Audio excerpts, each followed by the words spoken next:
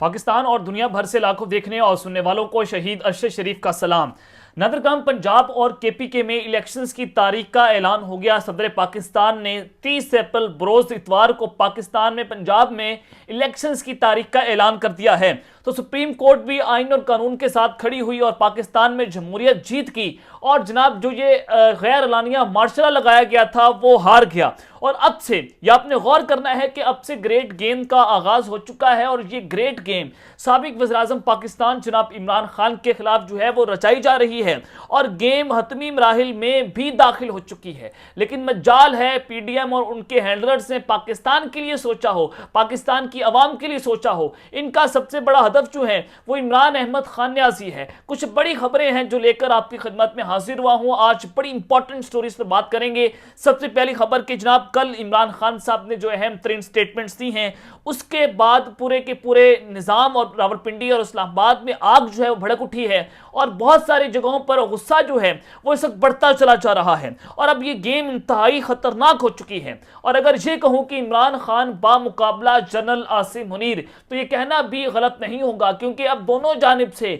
खुलकर वार होना शुरू हो चुके हैं। कल जैसे इमरान खान साहब ने कहा कि जनाब मैं आर्मी चीफ से मुलाकात के लिए तैयार हूं, लेकिन वो मुझे मुल्क दुश्मन समझते हैं, तो जनाब उससे फौरी बाद जीएचक्यू से एक बड़ा मरासला जो है वो जारी होता है और एक पॉलिसी स्टेटमेंट जो है वो सामने आ चुकी है इमरान खान के खिलाफ। उस हवाले से बड़ी इंपॉर्टेंट डिटेल्स है, वो पॉलिसी स्टेटमेंट हूबहू मैं आपके सामने रखूंगा। और इसके बाद ये लग रहा है कि जनाब game is over now.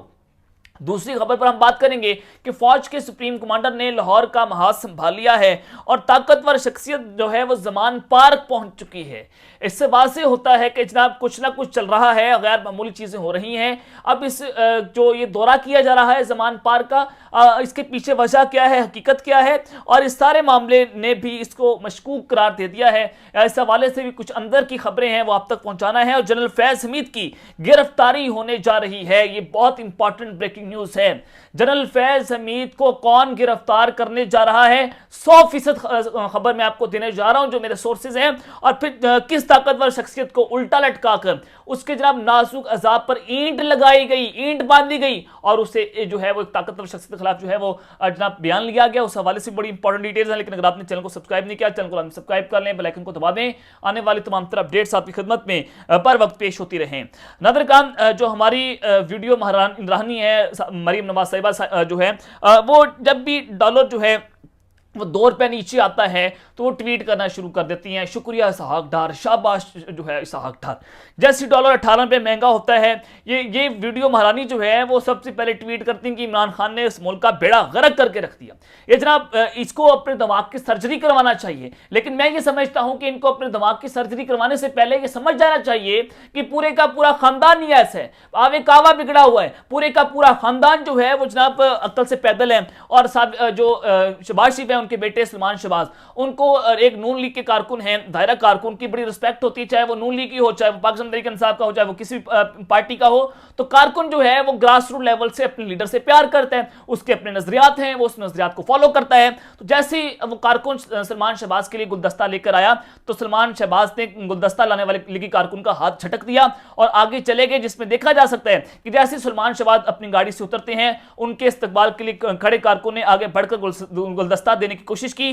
तहम Salman Shahbaz जो हैं वो वहां से गुलदस्ता लिए बगैर रवाना हो गए। अब इस शख्स की मैं ये कहूं कि बेगैरती देखें, इतना घटिया शख्स कि आप इंसानियत भूल गए।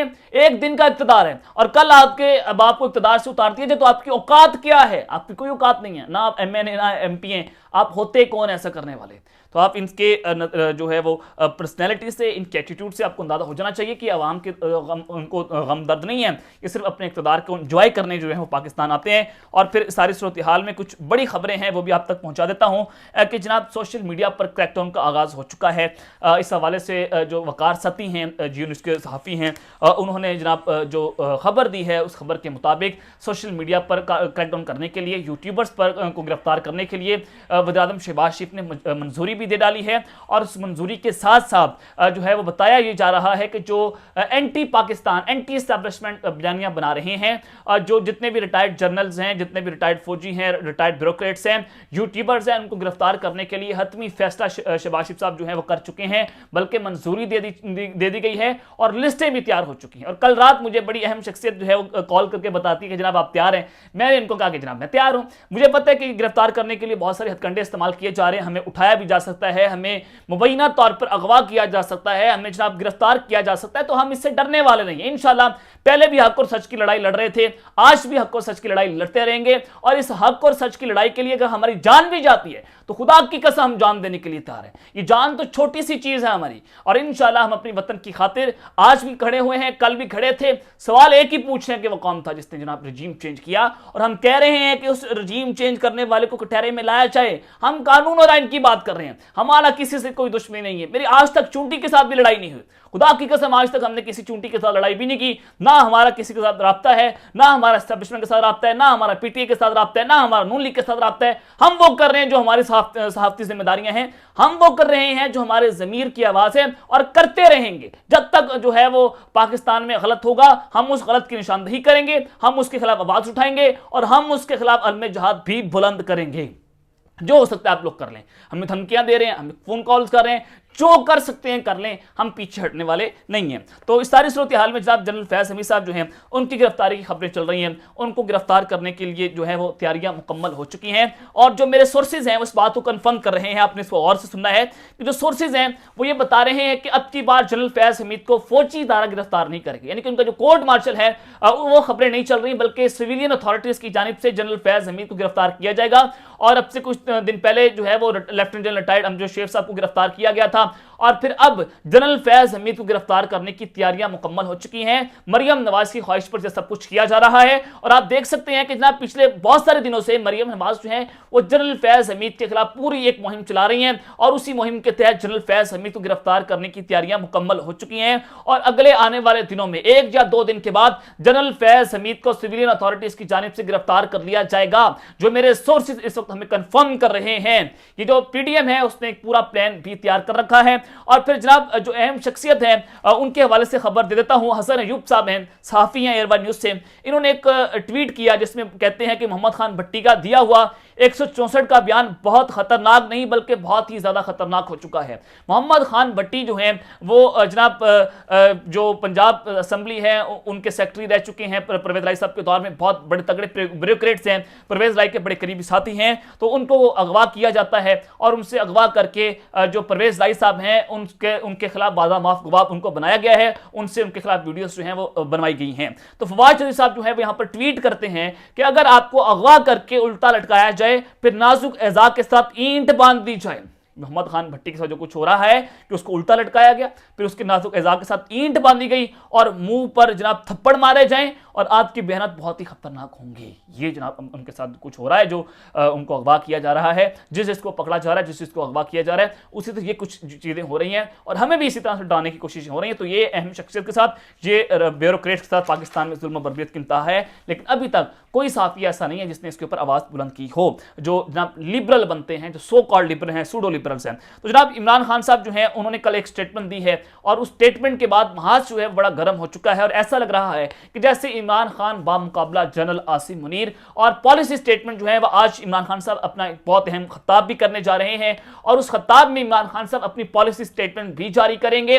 कल खान साहब ने जो स्टेटमेंट दी है कि वो आर्मी चीफ से मुलाकात करने के लिए तैयार है, मुल्क की बेहतरी के लिए, वो मुल्क की बेहतरी के लिए सब कुछ जाना चाहते हैं, लेकिन एस्टैब्लिशमेंट के साथ उनका कोई राब्ता मौजूद नहीं है, ये इमरान खान साहब बड़ा वाज़ेह तौर पर बता चुके हैं। तो जनाब उससे फौरी तौर पर आपने ये देखना है कि जनाब जो पॉलिसी स्टेटमेंट पिंडी की जानिब से जारी हुई है वो बड़ी इंपॉर्टेंट है और मैं आपको बहुत पहले बता रहा था कि इमरान खान की मकबूलियत बहुत खतरनाक हद तक बढ़ चुकी है और फिर वो अवाम का लाडला बन चुका है। वो पाकिस्तानी सियासत का मौला जट है, वो जैसे बाहर निकलता है लोग उसके लिए बाहर निकले हैं, वो जैसे बाहर निकलता है लोग आते हैं उसकी मोहब्बत में बाहर आ रहे हैं। वो जनाब ऐसा मौला जट है कि लाखों का अपना लेकर वो बाहर निकलता है, ऐसा मौला जट है कि वो इशारा करता है पब्लिक बाहर आती है। और मैंने एक रात में इस पाकिस्तान की अवाम के दिल बदलते देखे और ऐसे ही पाकिस्तानी कौम के दिल बदले कि आज पूरी की पाकिस्तानी कौम का खौफ क्योंकि उन्होंने तोड़ दिए। आज पाकिस्तानी कौम बाहर निकल चुकी है, आज पाकिस्तानी कौम को शऊर आ चुका है। तो जनाब वो मौला जट इस पाकिस्तानी सियासत का बेताज बादशाह है, उसको कत्ल करने के प्लान्स बनाए गए,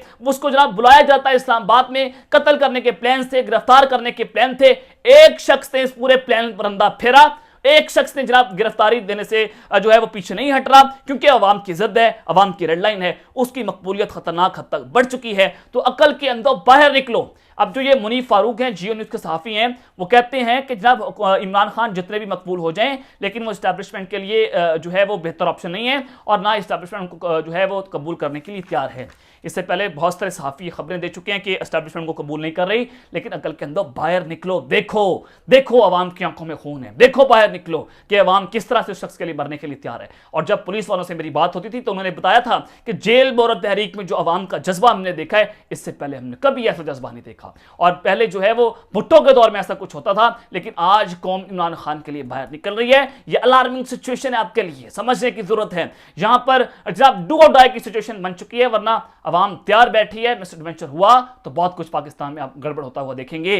तो जनाब फौज के सुप्रीम कमांडर्स जो हैं वो जमान पार्क पहुंचे हैं और उन्होंने लाहौर का महा संभाल लिया है। कल बड़ी इंपॉर्टेंट मुलाकातें हुई हैं, उस हवाले से मैं बहुत सारी ब्लॉग्स में बता भी चुका हूं। कल जो है वो जो ISI के सरबराहान हैं उनकी शहबाज शरीफ साहब के साथ मुलाकात हुई है। उससे पिछले दिन जनरल आसिफ मुनीर और जो जनरल साहिब शमशाद मिर्जा हैं उनकी शहबाज शरीफ साहब के साथ मुलाकात हुई। और फिर कल रात ही शहबाज शरीफ की मौलाना फजलुर रहमान और जो आसिफ अली जरदारी साहब हैं उनके साथ मुलाकात होती है। और जैसे ही सदर पाकिस्तान ने इलेक्शन की तारीख का ऐलान किया है 30 अप्रैल, तो ये मुलाकातें जो हैं वो बड़ी तेज हो चुकी हैं। तो इससे वाज़ेह हो रहा है कि there is something wrong behind the bottom. और फिर अब ये हो रहा है कि मैंने आपको वही खबर दी थी कि मार्च में असम्बलियां तहलील हो जाएंगी। मार्च में जनाब कौमी असम्बली तहलील करके पूरे मुल्क में इलेक्शंस का ऐलान किया जाएगा। तो इस हवाले से स्पीकर कौमी असम्बली राजा परवेज अशरफ ने भी जो है वो स्टेटमेंट जारी कर दी है और हमारी खबर की तस्दीक की है।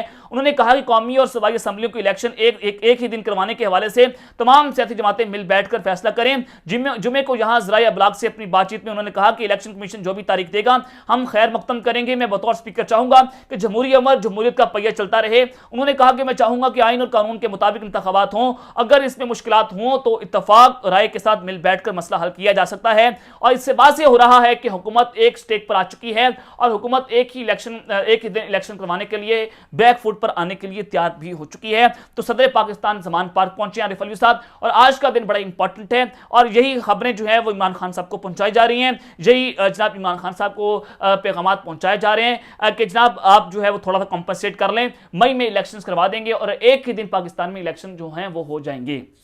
लेट्स सी अगर असेंबली आज तोड़ी जाती है कौमी असेंबली तो 90 दिनों के बाद ये इलेक्शंस हो सकते हैं। अगर मार्च में असेंबली तोड़ी जाती है अप्रैल मई और जून में ये जाकर इलेक्शंस होंगे। और यही खबर मैं आपको दे रहा था कि मार्च में असेंबलियां तोड़ दी जाएंगी और यही सब कुछ होता हुआ नजर आ रहा है। ये प्लान का हिस्सा भी था, लेकिन इमरान खान साहब को मार्च में ही जनाब नहल किया जाएगा और नहल करने के फौरी बाद पाकिस्तान में असेंबलियां तोड़ी जाएंगी और 3 महीने में खान साहब जो है वो उनकी नहली जब खत्म नहीं होगी तो उनको वज़ीर-ए-आज़म बनने से रोका जाएगा। लेकिन ये मिस एडवेंचर करके उनकी मकबूलियत में मजीद इजाफा होगा, वो दोबारा वापस आएंगे, वो दोबारा जनाब सदर पाकिस्तान उनका होगा और आइन कानून के मुताबिक सदर पाकिस्तान के पास ये हक होता है कि वो उनको माफ कर दें और जब वो उनको रदकरार तौर पर माफ करेंगे तो वो दोबारा वज़ीर-ए-आज़म इस मुल्क के बन जाएंगे। तो इसमें कोई बड़ी बात नहीं है। तो खान साहब वापस आ रहे हैं, खान साहब 2 तिहाई के साथ वापस आ रहे हैं, तो आप उनको नहीं रोक सकते। अब तक के लिए अपना ख्याल रखिए, भी ख्याल रखना है। अल्लाह ने के बाद पाकिस्तान जिंदाबाद।